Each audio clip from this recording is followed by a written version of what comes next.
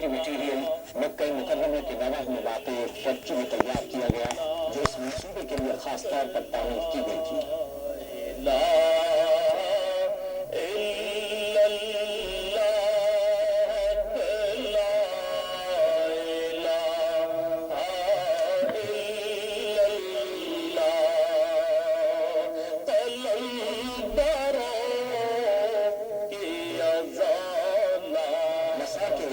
بنیادی سہولتوں کو زیر زمین پیچیدہ جال کے ارد گرد واقع داخلی راستے بڑی خوبصورتی سے سجائے گئے.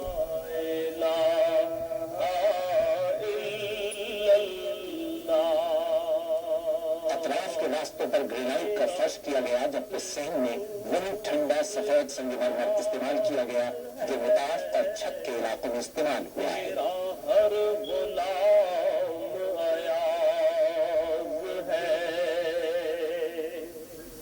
وسیع اور یہ صحن متعدد مقاصد پورے کرتا ہے. مسجد میں آنے اور باہر جانے کے راستے کے طور پر، شہر پر باہر سے آنے والوں کے لیے آرام کرنے کی جگہ کے طور پر، اور مسجد الحرام کی اضافی عمارت کے طور پر جہاں لوگ نماز کے لیے جمع ہوتے ہیں اور اپنے رب کو یاد کرتے ہیں.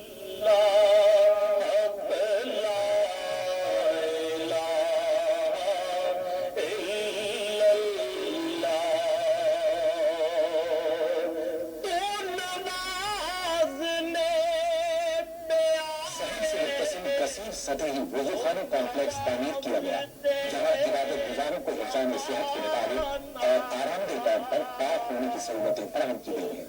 اس کمپلیکس میں 1440 غسل خانے، 1091 وضو خانے اور پانی پینے کے 162 نلکے ہیں. یہ سہولتیں اعلیٰ معیار کو مد نظر رکھتے ہوئے فراہم کی گئی ہیں تاکہ وہ لاکھوں نمازیوں کے مستقل استعمال میں رہنے کے باوجود پائیدار ثابت ہوں.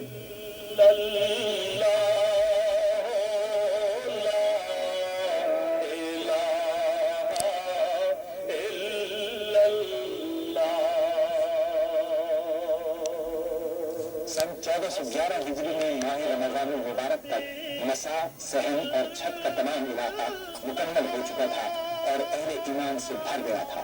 وہ تراویح اور تہجد کی نمازوں میں مصروف تھے، قیام، رکوع اور سجود میں دل کی گہرائیوں سے اپنے رب کو یاد کر رہے تھے اس قدیم گھر کے سامنے جو اسلام کا قلب ہے.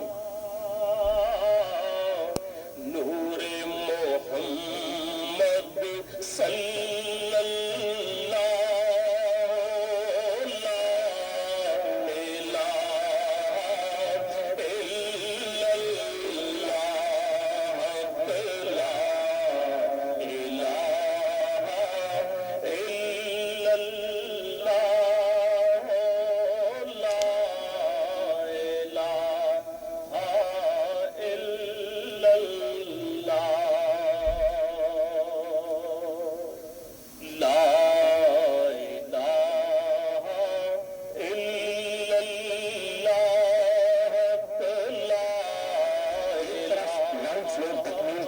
مرحلے میں تھا اور دوسری طرف پہلی منزل کی تیاریاں پوری طرح جاری تھیں.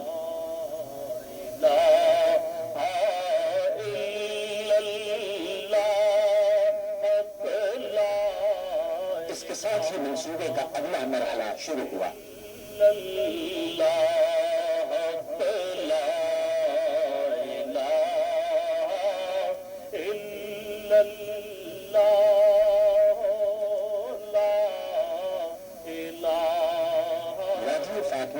مکہ مکرمہ کے نواح میں واقع ہے. یہاں دیسی سنگ مرمر کا وسیع ذخیرہ موجود ہے جس نے پہلی سعودی توسیع کے دوران بیرونی آرائش میں نمایاں کردار ادا کیا تھا.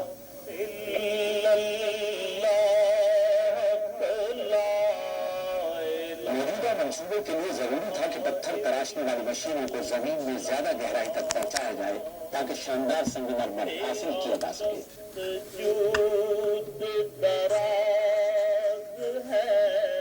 سنگ مرمر کے بڑے بڑے ٹکڑوں کو وادی فاطمہ سے 50 کلومیٹر دور جدہ کے نواح میں سعودی ماربل اینڈ گرینائٹ فیکٹری تک لایا گیا جو مشرق وسطی میں اپنی نوعیت کی سب سے بڑی اور جدید ترین سہولت ہے.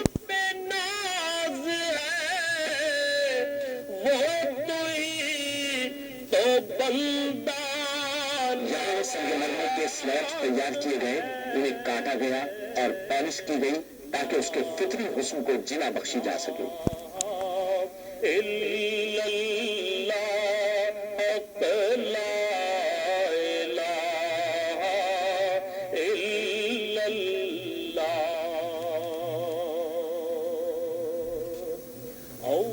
मक्का मुकर्रमा में इस खूबसूरत संगमरमर को तौसीर मंसूबे में मतलूबा मकामात पर नस्ब करने का अमल जारी रहा।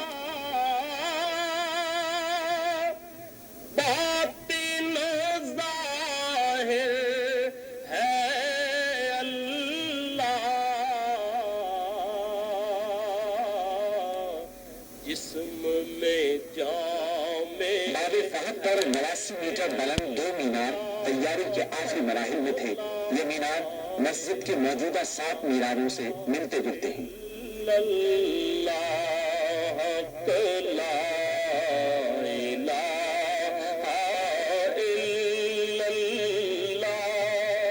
मस्जिद के 82,000 मुरब्बा मीटर पूरे तौसीह हिस्से में आला किस्म का करारा संगमरमर बिछाया गया।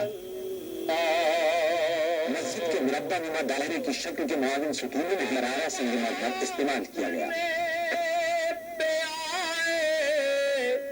तो नवाज दे ज़माना तू करीम ही जो ठहरा। सफेद फायसा संगमरमर को नए तौसीह मंसूबे में छत के वसी इलाके में बिछाया गया, जहाँ 40,000 नमाजियों की गुंजाइश है। मस्जिदुल हराम की तौसीह के मंसूबे की अहम बात उसके 3 बड़े गुंबद हैं, जिनमें से हर एक का कुतुर 15 मीटर और लंबाई 13 मीटर है।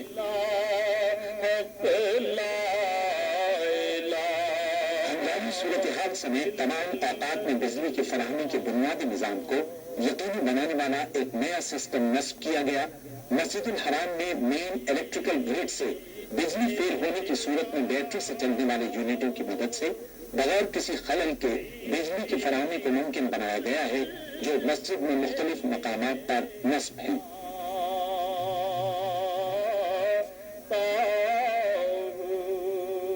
ये यूनिट एस्केलेटर्स, साउंड सिस्टम और फायर अलार्म को अबूरी तौर पर बिजली फराहम कर रहे हैं। ये उस वक्त तक जरूरी लाइटों के लिए बिजली फराहम करेंगे जब तक खुदान के मकाम पर एक नया स्टैंड बाई पावर प्लांट काम शुरू न कर दे।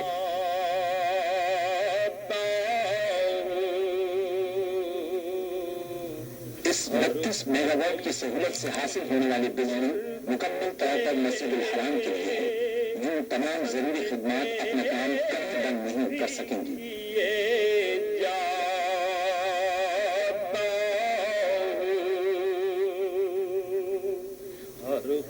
एस्केलेटर्स की 2 इजाफी इमारतें भी नई तौसीह का हिस्सा बनी। सजदे भी किए। मक्का मुकर्रमा की शदीद गर्मी हमेशा से आज़मीन हज के लिए परेशान कुन रही। इसलिए खादिम हरमैन शरीफैन ने फरमान जारी किया कि मस्जिदुल हराम में एयर कंडीशनिंग सिस्टम नस्ब किया जाए, जो नई तौसीह शुदा इमारत को ठंडा रखे। ये सिस्टम 6 मंजिला इमारत में वाक़ है, जिसे सेंट्रल स्टेशन कहा जाता है।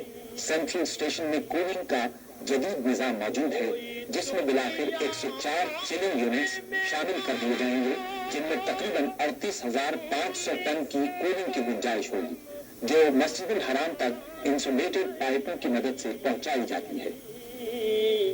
तेरी रहमत के सहारे पे जिए जाता। चूंकि ये प्लांट रिहायशी जिले में वाक़ है, इसलिए इमारत में जबरदस्त साउंड प्रूफिंग की गई है, जो शोर को मुनासिब हद तक कम करती है। 450 मीटर की सुरंग के जरिए ठंडा पानी मस्जिदुल हराम तक पहुंचाया जाता है। ये पाइप ठंडा पानी मस्जिदुल हराम तक ले जाते हैं और दोबारा यख बस्ता करने के लिए पानी को वापस लाती हैं।